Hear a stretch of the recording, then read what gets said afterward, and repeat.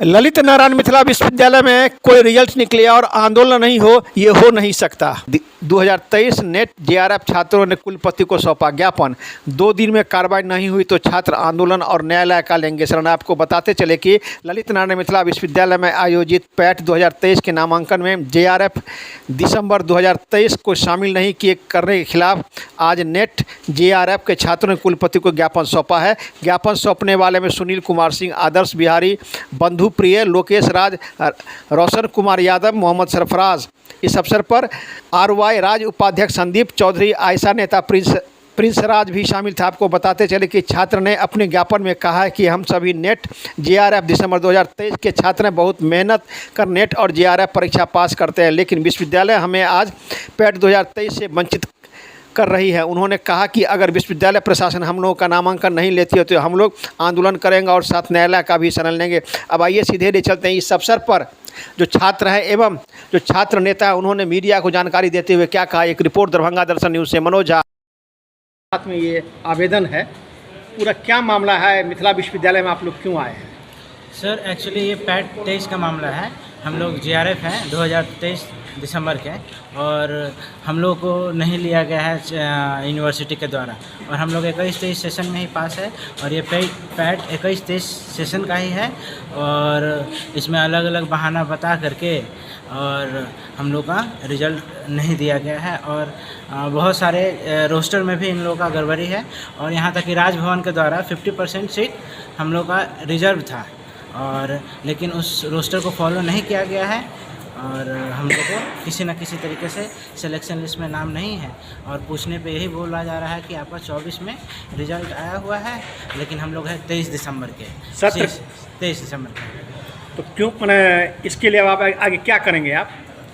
इसके लिए तो सबसे पहले हम लोग ने वीसी सर को इंडिविजुअली सबको अपना अपना लेटर दिया था, और आज संगठन के द्वारा और एकत्र होकर के हम लोग ने लेटर दिया है, और इसके बाद अगर इसका कोई मतलब कि रिजल्ट नहीं आता है तो फिर आगे की कार्रवाई मतलब राजभवन की तरफ और या तो हाई कोर्ट की तरफ भी हम लोग बढ़ेंगे, नहीं सिलेक्शन नहीं हो पाया तो क्या करेंगे आप लोग?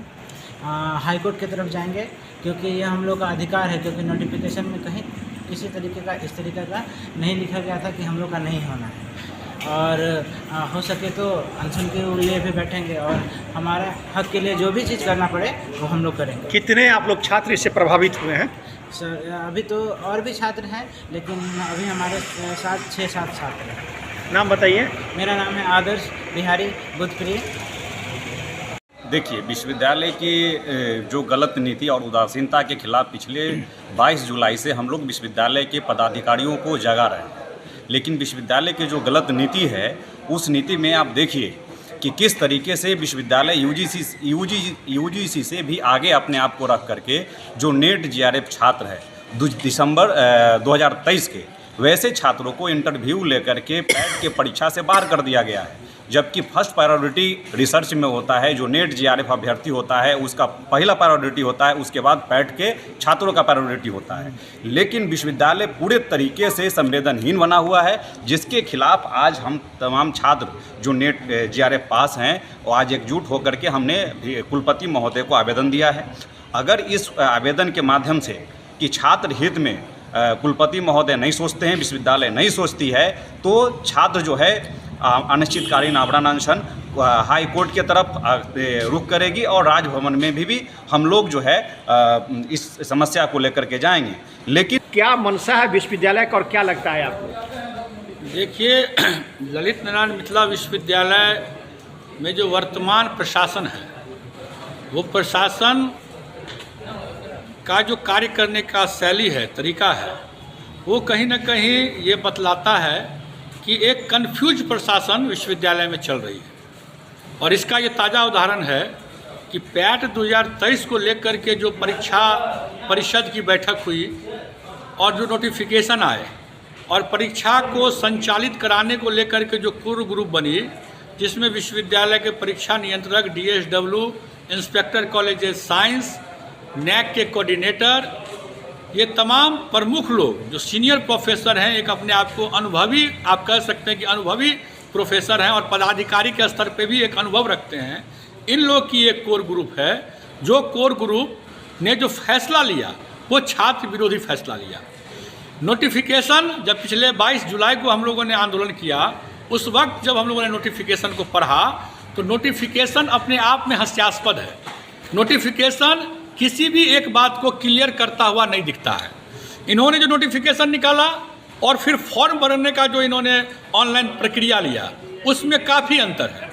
फिर इन्होंने जो रिजल्ट निकाला उसमें भी गड़बड़ियाँ हैं, इंटरव्यू हो गए। तो कुल मिलाकर के जो विश्वविद्यालय प्रशासन है वो कन्फ्यूज है। और सबसे बड़ी बात है कि मिथिला विश्वविद्यालय मेरू विश्वविद्यालय है, और मेरू विश्वविद्यालय वो किसी के कृपा से नहीं है। यहाँ के छात्र और शिक्षक का जो रिसर्च के प्रति जो सिंसियरिटी है, उस आधार पर ये मेरू है। तो मेरू विश्वविद्यालय के पदाधिकारी इतने संवेदनहीन हैं कि छात्रों के भविष्य के प्रति वो जवाबदेह नहीं बनना चाहते हैं। अभी जो विद्यार्थी विश्वविद्यालय में आए हैं वो नेट जीआरएफ है, और नेट जीआरएफ पास करने के लिए कितना दिनों तक पढ़ना पड़ता है, कितना मेहनत करना पड़ता है, ये तमाम लोग जान रहे हैं विश्वविद्यालय में। बावजूद वो एक ऐसा फैसला लेके आ गए कि जिस विद्यार्थी का मात्र अब इसके बाद 6 महीना बचा हुआ है, जुलाई ख़त्म हो गया, आज 1 अगस्त है, 16 किसी विद्यार्थी का 17 फरवरी को ख़त्म हो जाएगा 2026 में, और किसी विद्यार्थी का 18 फरवरी 2026 को जीआरएफ ख़त्म हो जाएगा। जीआरएफ यूजीसी लेती है, सीएसआईआर लेता है, जो विश्वविद्यालय से बड़ा एजेंसी है। यूजीसी यूनिवर्सिटी ग्रांट कमीशन विश्वविद्यालय को दिशा निर्देश देता है, ग्रांट देता है। तो विश्वविद्यालय अपने आप को यूजीसी से ऊपर समझ रहा है।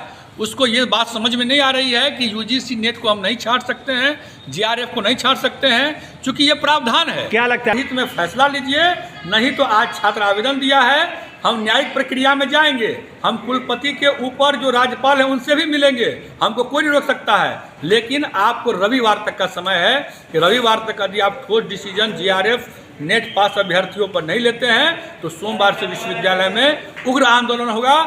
मेरा कहना यह है कि जो जितने भी नेट जीआरएफ 2023 के छात्र हैं उन सभी का नामांकन पैट 23 में होना चाहिए, क्योंकि आने अगर 6 महीना के अंदर इनका समस्या का समाधान नहीं होता है, जितना ही लोग मेहनत किए हैं सब इनका बेकार हो जाएगा। लोग कहें कि हम न्यायालय का शरण भी लेंगे। बिल्कुल छात्र स्वतंत्र हैं, न्यायालय जाना ही चाहिए। अगर विश्वविद्यालय नहीं मानती है तो आंदोलन भी करना होगा, और न्यायालय का शरण लेकर के विश्वविद्यालय को बताना होगा कि ये विश्वविद्यालय हम छात्र का है, आपकी मनमानी नहीं चलेगी। परिचय दीजिए। प्रिंस राज आयसा।